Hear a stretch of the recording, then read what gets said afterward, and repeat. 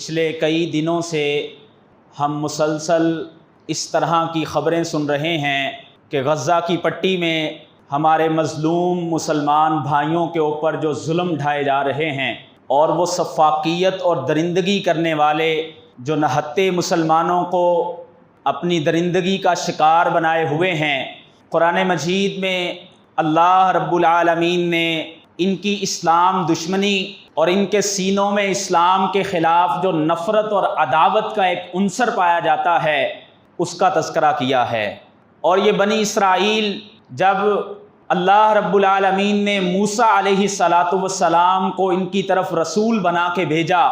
یہ فرعونیوں کے ظلم و ستم کا شکار تھے، اور ان کے اوپر اس طرح کے ظلم بھی ڈھائے جاتے تھے کہ اللہ قرآن مجید میں فرماتے ہیں وَإِذْ نَجَّيْنَاكُمْ مِنْ آلِ فِرْعَوْنَ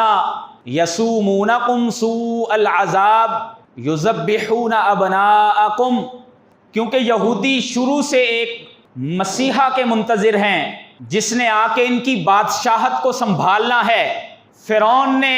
اس ڈر سے کہ وہ مسیحا ان کے اندر پیدا ہی نہ ہو سکے، ان کے بچوں کو ذبح کروانا شروع کر دیا۔ اللہ تعالیٰ فرماتے ہیں اس وقت کو یاد کرو جب ہم نے تم پر یہ انعام کیا کہ ہم نے تمہیں آل فرعون سے نجات دلوائی۔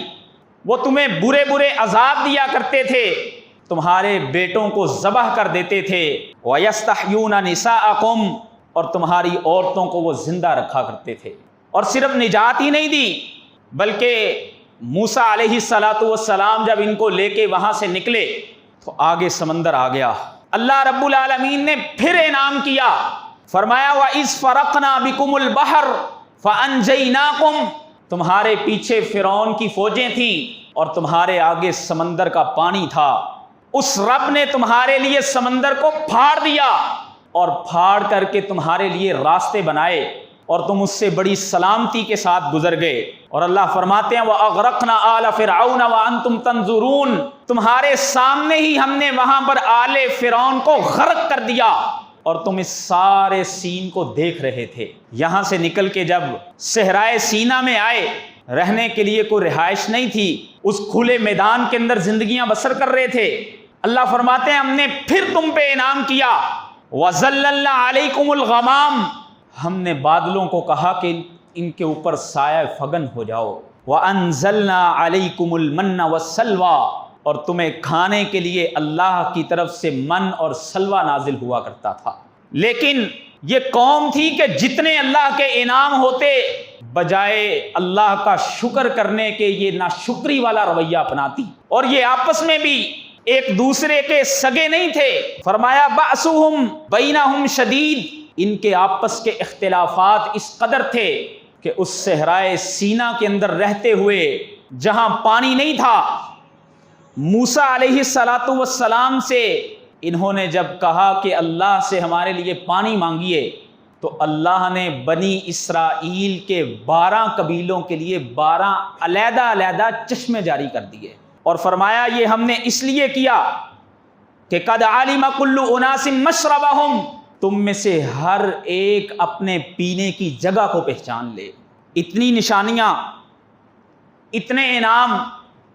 اللہ رب العالمین کی طرف سے ہونے کے باوجود ان کے ایمانوں کی کیفیت یہ تھی کہ یہ اللہ کی ذات کی طرف سے اتنے انعام ہونے کے بعد حق تو یہ تھا کہ اللہ کو کامل اور پورے یقین سے ماننا شروع ہو جاتے۔ موسیٰ علیہ السلام نے جب ان کے سامنے اللہ کے اوپر ایمان کو رکھا تو 60 سے 70 وڈیرے ان کے کہنے لگے کہ موسیٰ تم کہتے ہو کہ میری کوہ طور پر اللہ سے ملاقات ہوتی ہے، میں باتیں کرتا ہوں، ہمیں بھی دکھاؤ۔ موسیٰ علیہ السلام ان کو ساتھ لے کے چلے گئے، اور صرف اسی پر مطمئن نہیں ہوئے بلکہ اگلا مطالبہ کر دیا، کہا ہے موسیٰ علیہ السلام لن نؤمن لک حتی نر اللہ جہرا، تم کہتے ہو میں رب سے باتیں کرتا ہوں، ہمیں یقین نہیں ہے جب تک ہم اللہ کو سامنے نہیں دیکھ لیں گے۔ اتنے انعام ہیں کہ اس رب نے فرعونیوں سے نجات دی، فرعونیوں کو ان کی آنکھوں کے سامنے غرق کیا، آسمانوں سے کھانے کے لیے کھانے نازل ہوتے، بادل ان کے اوپر سایہ فگن ہوتے تھے، لیکن یہ کہنے لگے اے موسیٰ علیہ السلام ہم ایمان نہیں لائیں گے حتیٰ کہ ہم اللہ کو جب تک اپنے سامنے نہیں دیکھ لیتے۔ اللہ اکبر۔ اللہ فرماتے ہیں فَأَخَذَتْكُمُ الصَّاعِقَةُ وَأَنْتُمْ تَنظُرُونَ، اللہ کی طرف سے پھر ایک کڑک آئی اور تم دیکھ رہے تھے کہ تم سب کے سب وہاں پر مر گئے۔ موسیٰ علیہ السلام نے دعا کی ثُمَّ بَعَثْنَاكُم مِّن بَعْدِكُمْ، اللہ نے تم پہ پھر انعام کیا کہ اس اللہ نے اس کے بعد تمہیں پھر کھڑا کر دیا، تمہیں ایک نئی زندگی عطا کر دی، لَعَلَّكُمْ تَشْكُرُونَ، تاکہ تم اللہ کا شکر ادا کرنے والے بن جاؤ۔ لیکن ان کی اللہ رب العالمین کی ذات کے متعلق ایمان اور یقین پختہ ہونے کے بجائے یہ اللہ کی ذات پر بھی نقد کرنے والے بن گئے۔ رسول اللہ صلی اللہ علیہ وسلم نے جب اپنے صحابہ کو کہا کہ تم اللہ کی راہ میں اپنے مال کو خرچ کرو تو یہودی کہنے لگے ید اللہ مغلولہ، نعوذ باللہ، کیا اللہ کے ہاتھ بند ہیں؟ اللہ تمہیں مال نہیں دے سکتے؟ فرمایا نبی محمد صلی اللہ علیہ وسلم غلت ایدیہم ولعنوا بما قالوا بل یداہ مبسوطتان، ان کے اوپر اللہ کی طرف سے لعنت کا کوڑا برسے، اللہ کے تو ہاتھ کھلے ہیں، اللہ جیسے چاہتے ہیں خرچ کرتے ہیں۔ اور یہ یہودی قوم جس نے صرف اللہ کا مذاق ہی نہیں اڑایا بلکہ اللہ کی شریعت کا بھی مذاق اڑایا۔ اللہ فرماتے ہیں نبذ فریق من الذین اوتوا الکتاب کتاب اللہ وراء ظہورہم، یہ وہ بدبخت قوم تھی کہ جنہوں نے اللہ کی شریعت کو بھی پس پشت ڈال دیا۔ اللہ کی طرف سے جو احکامات آئے وہ کنعان کا علاقہ، یہ فلسطین کا علاقہ جہاں سے یہ نکل کے مصر میں آگے، موسیٰ علیہ السلام نے جب ان کو کہا کہ چلو اللہ کا حکم آیا ہے ہم جہاد کرتے ہیں، کہنے لگے اے موسیٰ علیہ السلام اس علاقے میں تو جبارین ہیں، بڑے جنگجو اور بہادر قسم کے لوگ ہیں، فاذهب انت وربك فقاتلا انا ہاہنا قاعدون، ہاں جاؤ تم اور تمہارا رب جہاد کرو جا کے، ہم تو یہاں بیٹھے ہیں، جب تم وہ علاقہ فتح کر لو ہمیں بتانا، ہم پھر آ جائیں گے۔ اللہ کی شریعت کا اس انداز سے مذاق اڑانے والے۔ اور وہ اہل سبت کا واقعہ تو مشہور ہے کہ جب اللہ رب العالمین نے یہودیوں کو ہفتے کے دن مچھلی پکڑنے سے منع کیا، ساحل سمندر پر رہتے تھے، ہفتے کے دن مچھلی بہت زیادہ آتی تھی، انہوں نے اس کی سائڈوں کے اوپر گھڑے کھود لیے تاکہ اس کے اندر مچھلی آ جائے اور ہم بعد میں آ کے اس کو پکڑ لیا کریں گے۔ اللہ فرماتے ہیں وَلَقَدْ عَلِمْتُمُ الَّذِينَ اعْتَدَوْا مِنْكُمْ فِي السَّبْتِ، یقیناً تم جانتے ہو ان لوگوں کو جنہوں نے ہفتے کے دن کے بارے میں اللہ کے حکم کی نافرمانی کرتے ہوئے سرکشی کی۔ فرمایا جب انہوں نے اللہ کی شریعت کے ساتھ مذاق کیا فَقُلْنَا لَهُمْ كُونُوا قِرَدَةً خَاسِئِينَ، اس طرح کی پنشمنٹ اللہ نے کسی بھی قوم کو نہیں دی کہ اللہ نے جن کی شکلوں کو تبدیل کر دیا ہو۔ فرمایا ہم نے ان کے لیے کہا کہ تم ذلیل و رسوا ہو کر کے بندر بن جاؤ۔ جب اللہ کی طرف سے آئے ہوئے احکامات کو قومیں چھوڑ دیتی ہیں پھر اللہ کی طرف سے اس طرح سے عذاب کے کوڑے برستے ہیں۔ اور یہ یہودی قوم جو اللہ کے نبیوں کو قتل کرنے سے بھی دریغ نہیں کیا کرتی تھی، اللہ رب العالمین نے سورہ البقرہ میں بڑی تفصیل کے ساتھ ان کے اوصاف بیان کیے ہیں۔ فرمایا الذین یکفرون بآیات اللہ ویقتلون النبیین بغیر حق، یہ اللہ کے نبیوں کو بھی قتل کرنے سے دریغ نہیں کیا کرتے تھے۔ ببلیکلی روایات اگر ہم پڑھیں تو پتہ یہ چلتا ہے کہ سیدنا یحییٰ علیہ السلام، سیدنا زکریا علیہ السلام، ان کو یہودیوں نے اپنے ہاتھوں سے قتل کیا، اور سیدنا عیسیٰ علیہ السلام کو ان کے موقف کے مطابق اسلامی موقف یہ نہیں ہے، انہوں نے عیسیٰ علیہ السلام کو بھی نعوذ باللہ اپنے گمان کے مطابق سولی پر چڑھا کے موت دے دی۔ رسول اللہ صلی اللہ علیہ وسلم کے خلاف بھی انہوں نے کو کم سازشیں نہیں کی، اللہ کے نبی صلی اللہ علیہ وسلم کی گستاخیاں کرتے، وہ ابو رافع یہودی، وہ کعب بن اشرف جو اللہ کے نبی کی سخت ترین گستاخیاں کیا کرتے تھے، اور وہ بنو نذیر کا واقعہ جس میں جب رسول اللہ صلی اللہ علیہ وسلم ایک فیصلے کے لیے تشریف لے کے گئے تو انہوں نے پلاننگ کی کہ ہم دیوار کے اوپر سے ایک پتھر گرا کر کے نعوذ باللہ اللہ کے نبی کو شہید کر دیں گے۔ وہ تو وحی کے ذریعے اللہ نے خبر دے دی۔ آپ وہاں سے واپس آ گئے اور پھر وہ یہودن عورت جس نے رسول اللہ صلی اللہ علیہ وسلم کو اپنے گھر انوائٹ کیا، آپ اس کے کھانے کی دعوت پر چلے گئے اور اس ظالم نے آپ کے کھانے میں زہر ملا دیا۔ اور امی عائشہ صدیقہ رضی اللہ تعالی عنہ بیان کرتی ہیں کہ اللہ کے نبی صلی اللہ علیہ وسلم نے فرمایا، جب آپ کا آخری وقت تھا، آپ فرما رہے تھے عائشہ مجھے ایسے فیل ہو رہا ہے جیسے اس زہر کا اثر اب میری رگوں کو کاٹ رہا ہے۔ اور انہوں نے اللہ کے نبی صلی اللہ علیہ وسلم پر روحانی اعتبار سے بھی حملے کیے۔ وہ مدینے کا مشہور یہودی لبید بن عاصم جس نے اللہ کے نبی صلی اللہ علیہ وسلم پر جادو کیا، ہر اعتبار سے انہوں نے اللہ کے نبی صلی اللہ علیہ وسلم کو ستانے کی کوشش کی۔ اور اسلام دشمنی وہ تو ان کے سینوں میں ایسے گھوٹ گھوٹ کے بھری ہوئی تھی کہ ان کے 3 قبیلے جو عرب میں مدینے میں آ کے اس نیت سے آباد ہوئے تھے کہ ہماری کتابوں میں آخری پیغمبر کے آنے کی جو نشانیاں لکھی ہیں وہ اسی علاقے کی ہیں، لیکن جب رسول اللہ صلی اللہ علیہ وسلم تشریف لائے تو آپ بنو اسحاق کی بجائے بنو اسماعیل میں سے آئے، حسدن من عند انفسہم۔ اللہ فرماتے ہیں انہوں نے حسد کرتے ہوئے رسول اللہ صلی اللہ علیہ وسلم کا انکار کر دیا۔ آپ کی اور میری ماں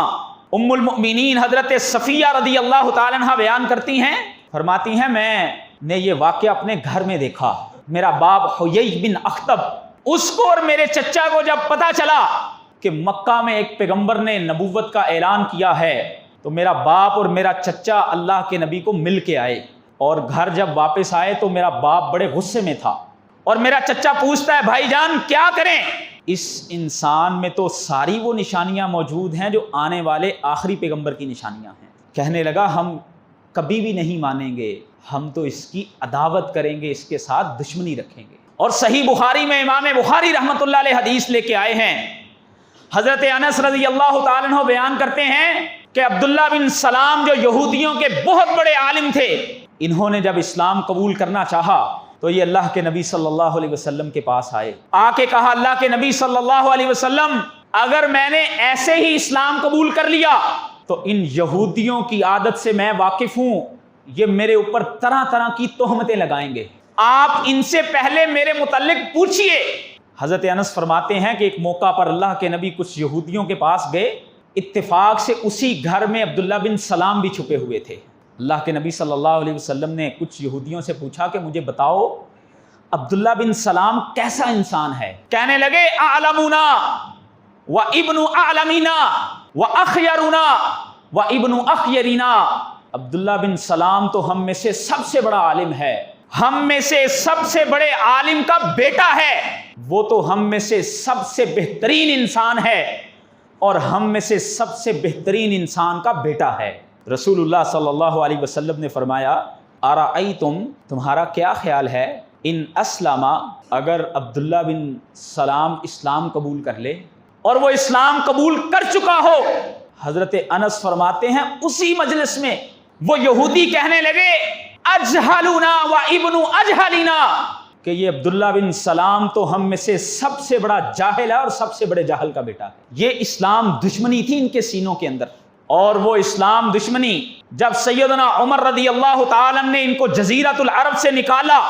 وہ مزید بڑھتی چلی گئی، اور آج ہم دیکھتے ہیں کہ یہود و نصارہ کا گٹھ جوڑ ہے اور مل کر کے مسلمانوں کو مارا جا رہا ہے۔ یہ رسول اللہ صلی اللہ علیہ وسلم کی پیشن گوئی تھی۔ آپ نے فرمایا تھا الکفر ملۃ واحدہ، اگر تم یہودیوں اور عیسائیوں کے اختلافات دیکھو تو نعوذ باللہ ماں مریم مقدسہ کے اوپر زنا کی تہمت لگانے والے کون تھے؟ سیدنا عیسیٰ ابن مریم کو ولد الزنا کہنے والے کون تھے؟ لیکن آج اسلام کی دشمنی میں کرسچن ریاستیں بھی یہودیوں کے پیچھے کھڑی ہیں۔ یہ رسول اللہ صلی اللہ علیہ وسلم کی پیشن گوئی تھی، اور اس کا مطلب یہ نہیں ہے کہ یہ آپس میں ایک دوسرے کے بڑے سگے ہیں، بلکہ فرمایا وَتَحْسَبُهُمْ جَمِيعًا وَقُلُوبُهُمْ شَتَّىٰ، جو تم انہیں گمان کر رہے ہو کہ یہ اکٹھے ہو گئے ہیں، ان کے دل اندر سے پھر بھی جدا جدا ہیں۔ آج ظاہری طور پہ اگر اسلام کی دشمنی میں یہ اکٹھے ہوئے، جب مسلمان بھی اکٹھے ہو کر کے وہن کی بیماریوں سے باہر نکل کر کے ان کے مقابلے میں میدانوں میں آئیں گے تو یہ سب بھاگ جائیں گے، یہ ایک دوسرے کے ساتھ اکٹھے نہیں رہیں گے۔ رسول اللہ صلی اللہ علیہ وسلم نے فرمایا کہ میری امت کے اوپر ایک وقت ایسا آئے گا کہ کافر ان کے اوپر ایسے ٹوٹ پڑیں گے جیسے بھوکے دسترخوان کے اوپر ٹوٹتے ہیں۔ رسول اللہ صلی اللہ علیہ وسلم سے صحابہ نے پوچھا، اللہ کے نبی صلی اللہ علیہ وسلم کیا وجہ ہوگی؟ کیا ہم تعداد میں تھوڑے ہوں گے؟ فرمایا نہیں، تم تعداد میں بہت زیادہ ہوگے، لیکن تمہارے دلوں میں وہن کی بیماری بیٹھ چکی ہوگی۔ صحابہ نے پوچھا، اللہ کے نبی صلی اللہ علیہ وسلم مل وہن، وہن کی بیماری کیا ہے؟ فرمایا حب الدنیا و کراہیت الموت، دنیا کی محبت تمہارے دلوں میں بیٹھ چکی ہوگی اور موت کو تم ناپسند کرتے ہوگے۔ فرمایا جب تمہارے دلوں میں وہن کی بیماری بیٹھ جائے گی تو اللہ کی طرف سے پھر کافر تمہارے اوپر ایسے مسلط ہو کے آئیں گے کہ تمہیں گاجر اور مولی کی طرح کاٹا جائے گا۔ آؤ میرے مسلمان بھائیوں، آج اگر فلسطین میں ہمارے نہتے مسلمان بھائیوں کو کاٹا جا رہا ہے تو اس کا مطلب یہ نہیں ہے کہ یہ ہمارا مسئلہ نہیں ہے، کل کو ہماری باری بھی آ سکتی ہے۔ اور افسوس ان بڑی بڑی فوجیں رکھنے والے ملکوں کے اوپر، ہمسایہ ملک ہے مصر، ان کے چیف آف آرمی سٹاف جو وہاں کا اس وقت صدر بھی ہے، اس کا بیان آپ نے سنا ہوگا، اتنا چوڑا سینہ لے کر کے اتنی ندامت والی بات کرتا ہے کہ فلسطینیوں کو ایک دفعہ غزہ خالی کر دینا چاہیے۔ جب قوموں کے اندر سے غیرت نکل جاتی ہے، حمیت ختم ہو جاتی ہے۔ ہمارے ساتھ بھی ایک ایسا معاملہ ہوا تھا جب افغانستان کے اوپر حملہ کیا گیا، اس وقت پاکستان کا سربراہ بھی ایک چیف آف آرمی سٹاف تھا جس کا نام ضیاء الحق شہید تھا۔ اس نے یہ نہیں کہا تھا کہ یہ افغانستان کا مسئلہ ہے، وہ اس بات کو سمجھتا تھا کہ اگر آج افغانستان کی باری ہے تو کل پاکستان کی باری ہوگی۔ اس نے افغانستان کی پشت کے اوپر کھڑا ہو کے مقابلہ کیا اور اللہ نے اس کو اس وقت کی جو سپر پاور تھی ایسا پاش پاش اور ٹکڑے ٹکڑے کر دیا۔ مسلمان جب بھی میدانوں میں کھڑے ہوتے ہیں، رسول اللہ صلی اللہ علیہ وسلم کی زندگی سے لے کے دیکھ لیجئے، غزوہ احزاب جس میں سارا کفر اکٹھا ہو کے آیا تھا اور اندر سے ان یہودیوں نے بھی بغاوت کر دی تھی، مسلمان جب میدان میں کھڑے ہوئے تو اللہ کی نصرت ایسی آئی کہ سارے مل کے بھی جو کہتے تھے ہم صفایا کر دیں گے اور ختم کر دیں گے، مسلمانوں کو مٹا نہیں سکے تھے۔ آج اگر ہم چاہتے ہیں کہ دنیا میں کھویا ہوا وقار حاصل کریں تو ہمیں اپنی اصل کی طرف لوٹنا ہوگا۔ آج ہمیں اپنی ان ٹریڈیشنل روایات ہیں جو ہماری، ان چیزوں کی طرف واپس پلٹنا ہوگا۔ اپنی قوموں کی، نسلوں کی اگر ہم بقا چاہتے ہیں تو وہ اسی بات میں ہے، ہم اپنی کھوئی ہوئی میراث کو اگر پانا چاہتے ہیں تو وہ اسی بات میں ہے کہ ہم اپنی اصل کی طرف لوٹ آئیں۔ اللہ مجھے اور آپ کو سمجھ کے عمل کی توفیق عطا فرمائے۔ وآخر دعوانا الحمدللہ رب العالمین۔